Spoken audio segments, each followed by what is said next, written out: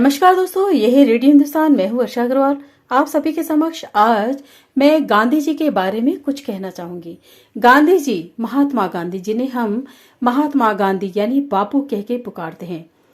बापू बापू ने हमेशा सत्य को ही सराहा है, सत्य बोलना सिखाया है। क्योंकि बापू का जन्मदिन 2 अक्टूबर का है, तो आज मैं आप सभी के समक्ष बापू के बारे में कहना चाहूंगी। बापू का जीवन सत्य के साधक के रूप में हमारे सामने प्रेरणा बनकर हमेशा ही रहा। बचपन में चोरी करने की अपनी एक भूल को उन्होंने चिट्ठी लिखकर पिता के सामने स्वीकार किया था। यह निजी जीवन में सत्य का प्रयोग था। उस दिन पछतावे के आंसुओं ने उन्हें पवित्र कर दिया था। जब वे युवा हुए तो दक्षिण अफ्रीका की नस्ल भेद के कारण ट्रेन से उतार दिए गए। इसके खिलाफ उन्होंने लोगों को जागृत किया। यह समाज के हित में सत्य की लड़ाई थी। फिर जब वे भारत लौटे तो सत्य के लिए राष्ट्रीय आंदोलन खड़ा किया। इसकी शुरुआत नील की खेती के खिलाफ सत्याग्रह आंदोलन से हुई।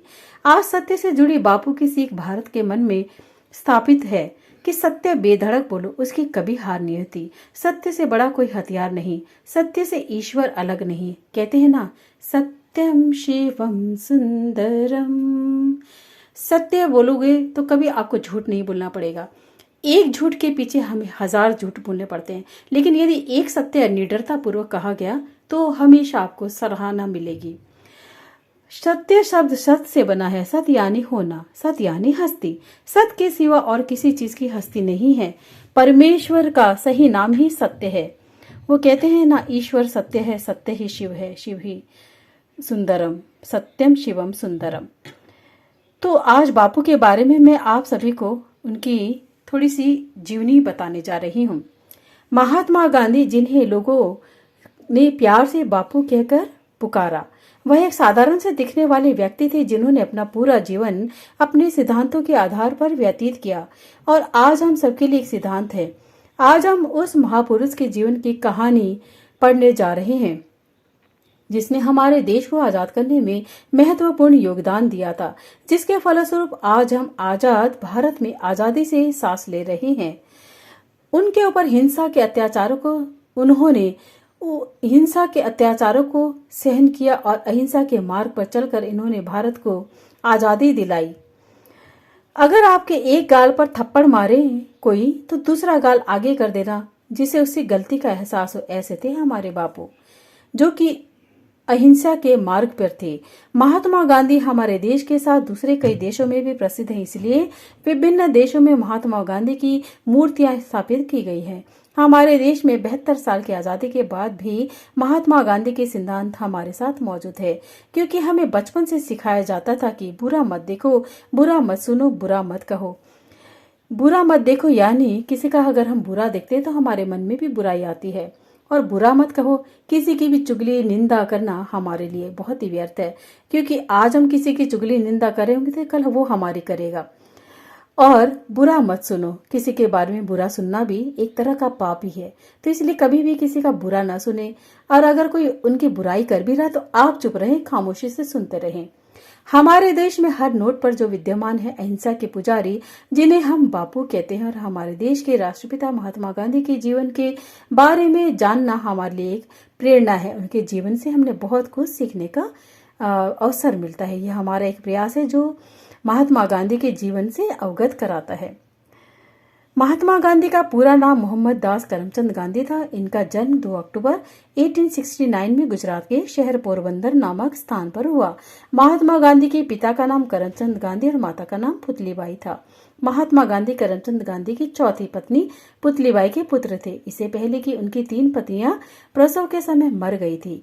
महात्मा गांधी के पिता उस समय काठियावाड़ की एक छोटी सी रियासत पोरबंदर के दीवान थे और माता धार्मिक विचारों वाली महिला थी। गांधी जी पर उनकी माता का बहुत प्रभाव पड़ा, इसलिए गांधी जी ने अपनी माता को दिए वचन के अनुसार हमेशा शाकाहारी जीवन अपनाया। गांधी का अर्थ गुजराती भाषा में पंसारी होता है और बापू को गुजराती भाषा में पिता कहा जाता है। गांधी को पहली बार महात्मा गांधी राजवैद्य जीवराव कालिदास ने संबोधित किया था। फिर उन्हें महात्मा गांधी के नाम से पुकारा जाने लगा। और हमारे देश में हम उन्हें बापू कहते हैं। सुभाष चंद्र ने आजाद हिंद फौज के सैनिकों के लिए उनका आशीर्वाद और शुभकामनाएं के लिए रंगून रेडियो से उन्हें राष्ट्रपति कहकर पुकारा था। तो इस प्रकार महात्मा गांधी को अलग अलग लोगों ने अलग अलग नाम दिए। महात्मा गांधी ने अपनी मिडिल की पढ़ाई पोरबंदर से प्राप्त की और 1876 में उनका परिवार राजकोट आ गया, जहां से 1881 में उन्होंने अपनी हाई स्कूल की परीक्षा को पास किया। महात्मा गांधी उस समय एक औसत छात्र थे, यानी साधारण।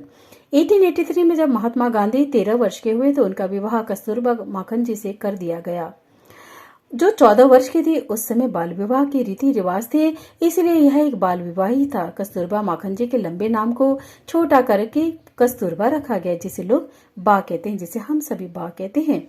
1885 में महात्मा गांधी की पहली संतान के जन्म 1885 में महात्मा गांधी की पहली संतान ने जन्म लिया, परंतु कुछ साल जीवित रहने के बाद उनकी मृत्यु हो गई।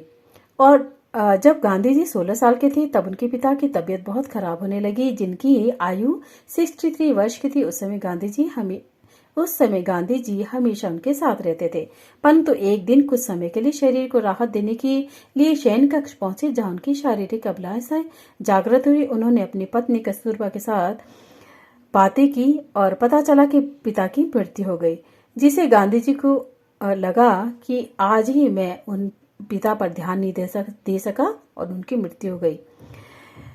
इस साल 1885 में गांधी जी को दो बड़े दुखों का सामना करना पड़ा। एक उनकी पहली संतान, दूसरे उनके पिताजी का देहांत। 1887 तक आते आते महात्मा गांधी ने अपनी मैट्रिक की पढ़ाई पूरी कर ली थी। इसके बाद उन्होंने श्यामल दास कॉलेज भावनगर में प्रवेश कर लिया और कुछ परेशानियों के चलते उन्हें एक सत्र के बाद छोड़ दिया।